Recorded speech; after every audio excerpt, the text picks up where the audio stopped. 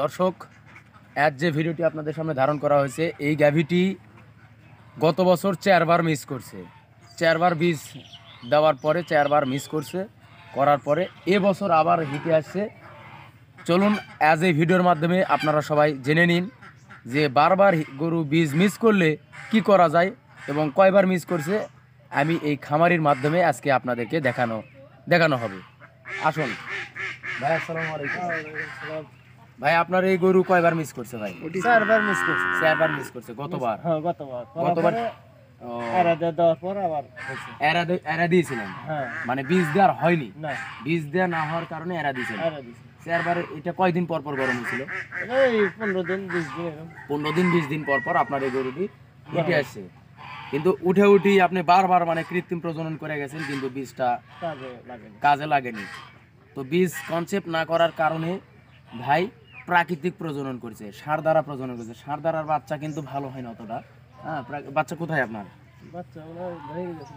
তো দর্শক, এরকম বারবার বীজ মিস করলে এই গাভীকে ডবল প্রজনন করতে হবে, অর্থাৎ হলো 2 বার প্রজনন করতে হবে। সকালবেলা গরম হলে বিকালে একটা দিতে হবে, সকালবেলা একটা প্রজনন করতে হবে। গতকাল আমি একটা কৃত্রিম প্রজনন করছি নাকি? গতকাল শাহিওয়াল ক্রস দ্বারা প্রজনন করছি, আজকে আবার কৃত্রিম প্রজনন করব ইনশাল্লাহ। এটার মাধ্যমে আপনারা সলিউশন পাবেন। দেশ ও দেশের বাইরে, দূরে এবং কাছে যারা আমার ভিডিওটি দেখছেন তাদেরকে জানাই ব্রাক কৃত্রিম প্রজনন এন্টারপ্রাইজের পক্ষ থেকে শুভেচ্ছা, অভিনন্দন। আমার চ্যানেলে নতুন হয়ে থাকলে অবশ্যই লাইক, কমেন্ট, শেয়ার এবং সাবস্ক্রাইব করে যাবেন। এবং আমার এই ভিডিওর মাধ্যমে অবশ্যই আপনার উপকারে আসতে পারে, কারণ ভিডিওটিগুলো করা হচ্ছে মানুষের উপকারের স্বার্থে, কল্যাণের স্বার্থে, যারা বেকার রয়েছে তাদের স্বার্থে। হ্যাঁ, কারণ আমার ভিডিওগুলো সব শিক্ষামূলক ভিডিও, কারণ আমার কোনো রাজনৈতিক ভিডিও নয়, আমার কোনো রকম কারো মনোরঞ্জন করার জন্য ভিডিও করা নয়, কাউকে ছোট করার জন্য আমার ভিডিওগুলো নয়। ওকে,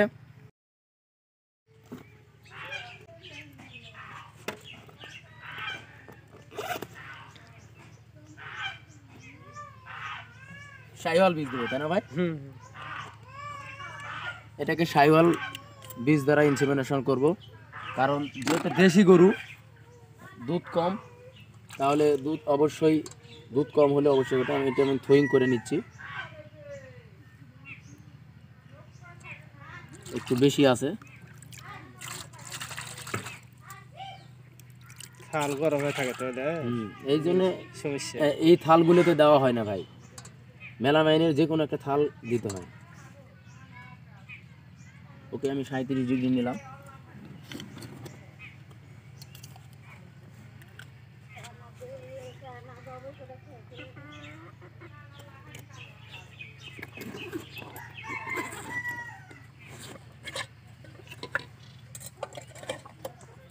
প্রচুর ঠান্ডা, শীতের মধ্যে এত পরিমাণে ঠান্ডা থাকে।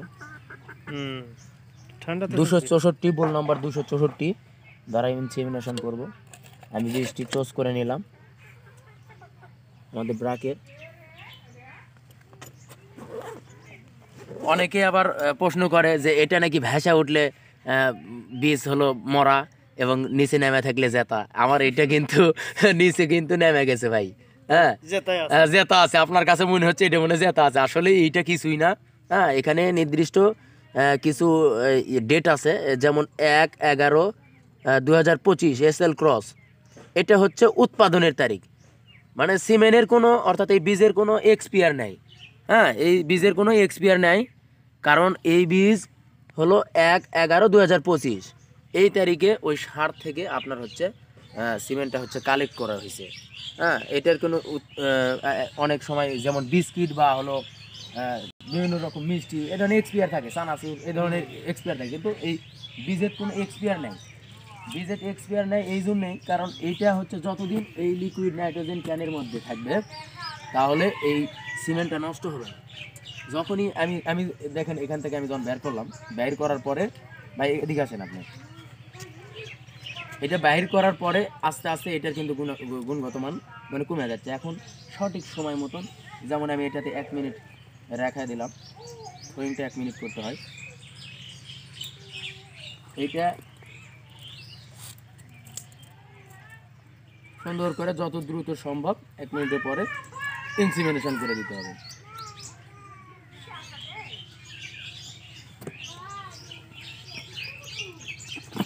আসলে আমাকে অনেকে জিজ্ঞেস করে যে ভাই বীজটা নিচ মুখে নেমে গেছে, হ্যাঁ, আর হলো ওই উপর দিকে জায়গা আছে, এটা কেমন কি হয় ভাই? বীজ কি মরা বীজ নিয়ে আসছেন নাকি ভাই? মরা বীজের আবার মরা বাচ্চা অনেকে জিজ্ঞেস করে ভাই আমাকে।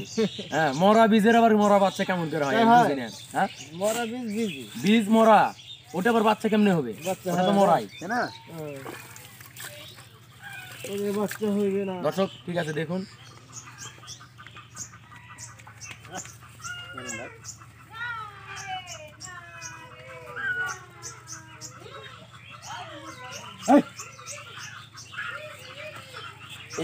এইটাতে সাইওয়াল ছাড়া আপনার হচ্ছে ফ্রিজিয়ান বীজ দিলে এটার একটা সমস্যা কি, এটা কিন্তু গতকাল আমি বলছিলাম যে আপনার এই গরুটার বডি অনেক টাইট, হ্যাঁ, বডি অনেক টাইট। এই দেখেন আমার হাতই ঢুকাই মুশকিল হয়ে গেছে। হ্যাঁ, এটা সাইওয়াল দেওয়াই সব থেকেই উত্তম আছে। হ্যাঁ, এই দেখেন, এবং ভালভা মুখটা অনেক ছোট। যেহেতু আমি গতকাল হচ্ছে ইনসিমিনেশন করেছি, তাই আমি এটাকেও খুব বেশি ইয়া করবো না, রস করবো না। এই রহ, রহ, রহ, রহ। এই কি বাবা, এদিকে এদিকে এদিকে। রহ। হ্যাঁ, ডানার ওখানে একটু চাপ দেন, আপনার এই বাম হাত। হ্যাঁ,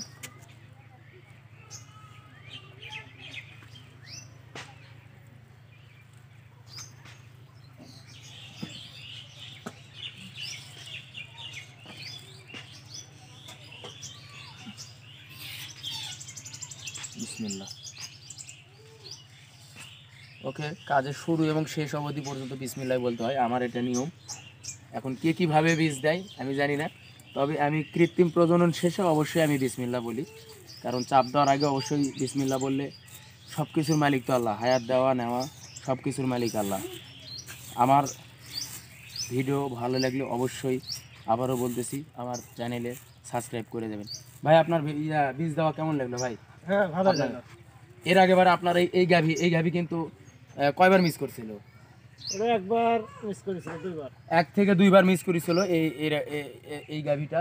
তো আমি কৃত্রিম প্রজনন করে কতদিন হচ্ছে মোটামুটি? 2 মাস। 2 মাসের মতন হচ্ছে। আশা করা যায় 3 মাস যখন পূর্ণ হবে অবশ্যই আমি চেক করে দেব, ভাইকে বলবো, এবং আশা করা যায় ওটা অবশ্যই কনসেপ্ট করবে। সবাই ভালো থাকবেন, সুস্থ থাকবেন, এই প্রত্যাশা কামনা করে আমার ভিডিওটি শেষ করছি। আসসালামু আলাইকুম। ওকে ভাই।